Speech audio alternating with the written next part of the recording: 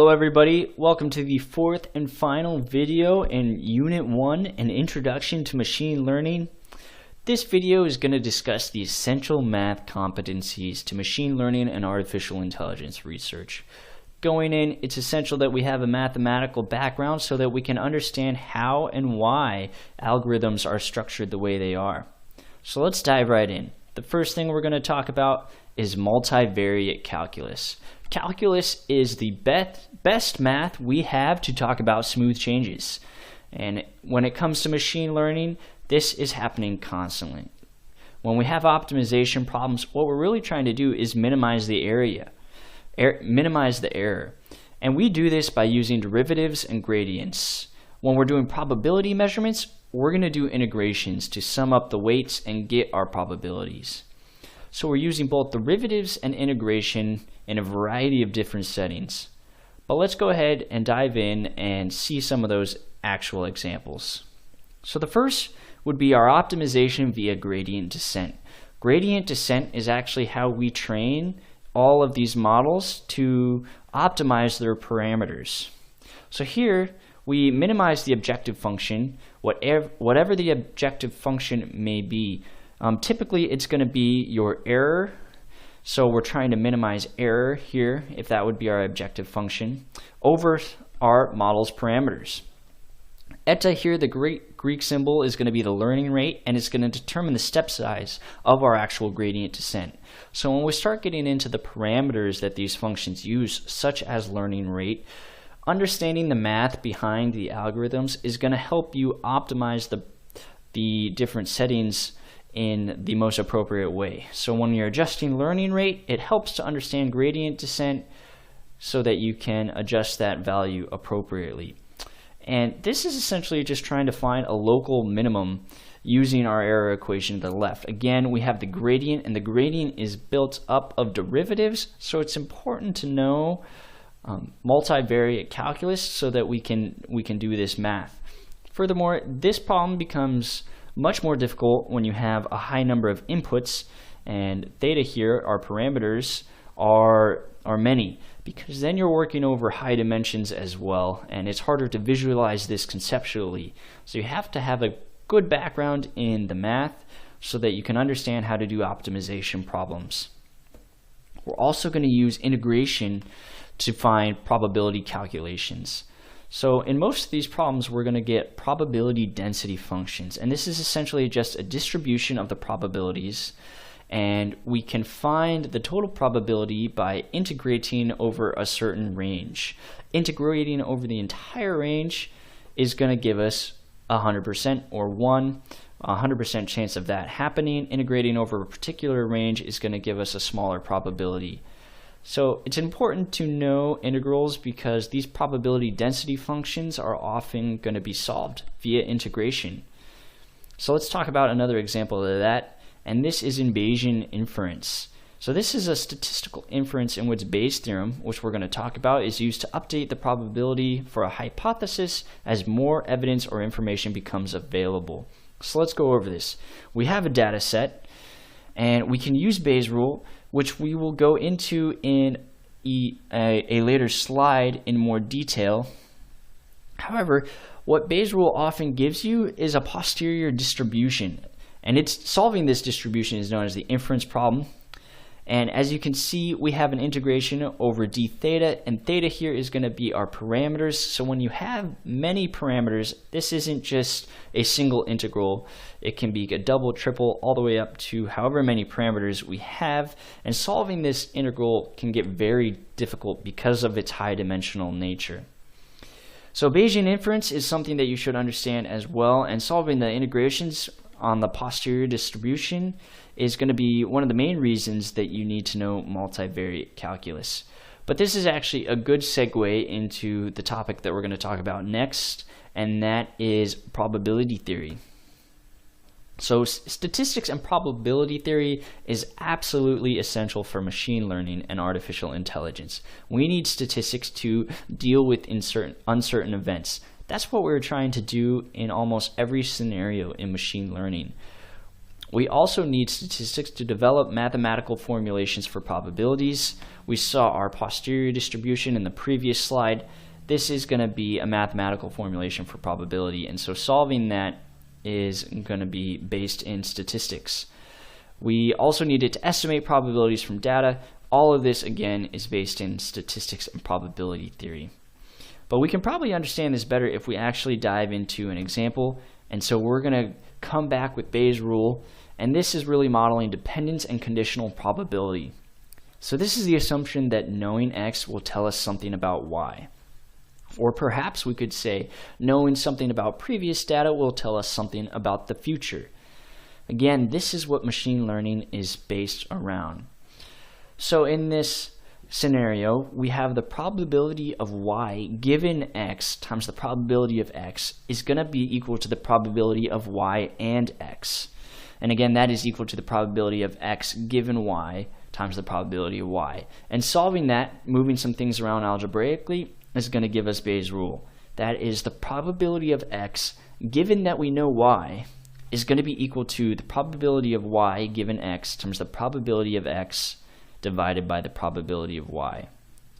So that's a lot of words and letters and variables that is explained better through an actual example. So let's use that. We're going to do an AIDS test. How likely is it to have AIDS if you test positive? It seems pretty likely, doesn't it, if you're testing positive? But let's actually see. So we're going to start with a couple assumptions here. Roughly 0.1% of the population is infected with AIDS. So we have the probability of X equals AIDS is equal to 0.001. This is 0.1%. Our next assumption, the test reports positive for all infections. If you have an infection, 100% of the time you are going to be testing positive.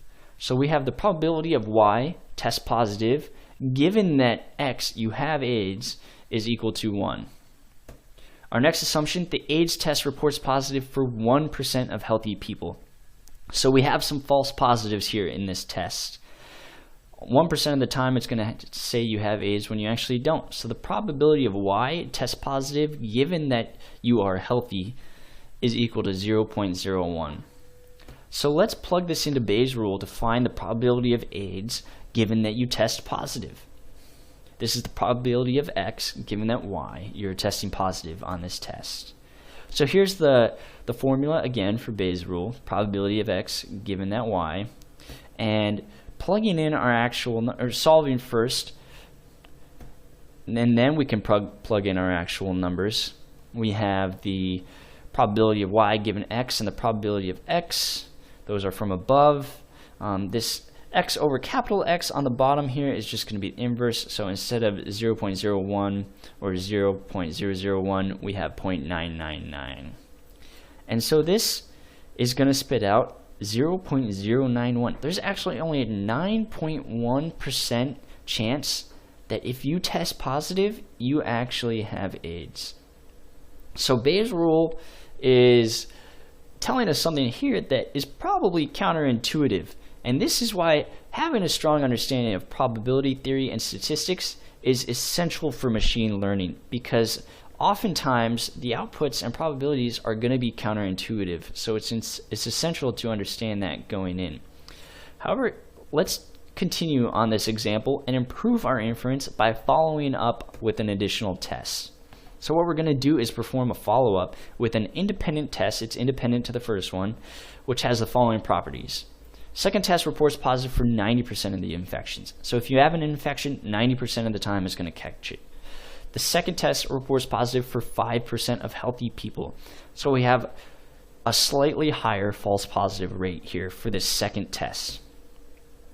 Here we're going to add this into our formulation of Bayes' rule in the previous slide, and we simply have the additions of the 0.05 highlighted in red here and the 0.9 into our formula that we had written out before. And all of a sudden, our chances of actually having AIDS go up to 35.7% from 9%. So it's increased significantly by having an additional data point. So what we can conclude, adding extra observations can improve the confidence of the test considerably. So extra observations in machine learning are going to be additional tests or data points. And this is why having large data sets is essential to developing good algorithms in machine learning. Each additional data point that you have improves your inference significantly. And when we're inferring knowledge from data, this is everything. So let's do a quick mini summary. Probability theory is used to model uncertain events. Dependence and independence is what we end up exploiting for estimation, which leads us to Bayes' rule. And finally, prior probability matters, the prior probability of AIDS in our example. And then combining tests improves outcomes significantly. But let's move on. Our last core math competency is going to be linear algebra. And this is a branch of mathematics that lets you concisely describe coordinates and interactions of planes in higher dimensions and perform operations on them. We were mentioning in previous videos, as soon as we add additional inputs, we're getting into a higher dimension. If we have 2 inputs, that's 2 dimensions, 3 inputs, 3 dimensions, 4, 5, etc. Some of these algorithms are going to have hundreds, if not thousands, of inputs. When we're thinking about an image, even a 16 by 16 matrix 8-bit image is going to have 256 different inputs. So doing math in 256 dimensions is going to be impossible without an understanding of linear algebra. So why linear algebra? First, it's a foundation field. So a lot of the calculus and the probability theory is going to use linear algebra, if not just linear algebra notation, in its formulations. Also, matrices and vectors are how these algorithms are represented. Our inputs are going to be matrices or vectors, and our outputs are also often going to be matrices or vectors as well. And again, we have high dimensional representations of the data. When we are working in higher dimensional space, it's important to use linear algebra to solve and perform the operations that we need to on the data. So we're solving in high dimensions and we're using the linear algebra to perform those operations. And again, we have the notation. This notation is used almost exclusively in machine learning as well as in many other areas, so it's just good to know because so many other maths are based on it. So here, this is just matrices and vectors. We have scalars, vectors, and matrices. If this doesn't look incredibly familiar to you, I would highly encourage doing a quick crash course on linear algebra before getting started. So a scalar, we just have one numerical value, while a vector, we're going to have a row vector or a column vector, which is going to be a set of those scalars. And then a matrix is expanding that to 2 dimensions. Here you have a row times column. The indexing in matrices is going to be incredibly important. Again, this is just a 2-dimensional matrix. We're going to get up into high dimensional structures where the math becomes unintuitive. So understanding linear algebra and how it relates to the other core math competencies like probability theory and multivariate calculus is going to be essential going in. So here's the minimum linear algebra that you should know for machine learning. 1, the most essential is notation. Understanding the algorithm structure as well as the input and output structure is going to be impossible if you're not at least familiar with the notation used in linear algebra. How does indexing for a matrix work, for example, is going to be something that you need to know in order to understand how to feed data into these algorithms. Notation is going to be essential even if you're not trying to develop your own algorithms. Even just applying an algorithm that somebody else has built, you're going to need to know notation. It's also going to be incredibly helpful to know linear algebra operations. When we're working at the next level of abstraction in the vectors and matrices, learning to apply simple operations like adding, multiplying, inverting, transposing, etc. on these matrices and vectors is going to be necessary. So these operations are used a lot, and so understanding them before going in is going to help you apply and use these algorithms efficiently. So here we have a quick summary. The 3 keys. 1, multivariate calculus. You got to know calculus because we're working with smoothing problems, optimization problems using gradient descent and error minimization, and we're also doing summations and integrations when we're solving for our probabilities. You have to know probability theory because, again, machine learning is based in statistics. So understanding statistics and probability theory is going to help you understand the why and the how these algorithms are working. And finally, linear algebra is necessary because most of our inputs and outputs and the actual algorithm structure itself is going to use linear algebra notations and use linear algebra operations. When we're working in high dimensional spaces, the only way to do this is via linear algebra. If you want to learn more, you can check out some of these recommended resources. 2 great books that are available online. You have The Information Theory, Inference and Learning Algorithms by David McKay. That one goes over a lot of the probability theory that is going to be important to this machine learning research, as well as The Elements of Statistical Learning by these 3 authors. It's an incredible book that goes into a lot of the stuff that we're going to cover in this class, but also dives into the math behind it so that you can understand why these algorithms are working the way they do. Alright everybody, thank you for listening to this 4th and final video, the Essential Math Competencies. This is going to include Unit 1, our Introduction to Machine Learning. So you should have a basis now to understand what is machine learning, the types of machine learning that are out there, and in Unit 2 and 3, we're going to dive into the specifics. So Unit 2 is going to cover supervised learning, so we're going to learn a lot more about classification and regression algorithms, the math behind them and how they work and where they should be used.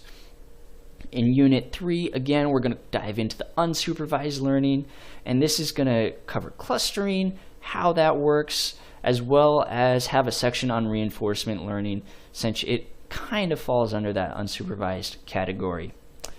Thanks again for listening and following along.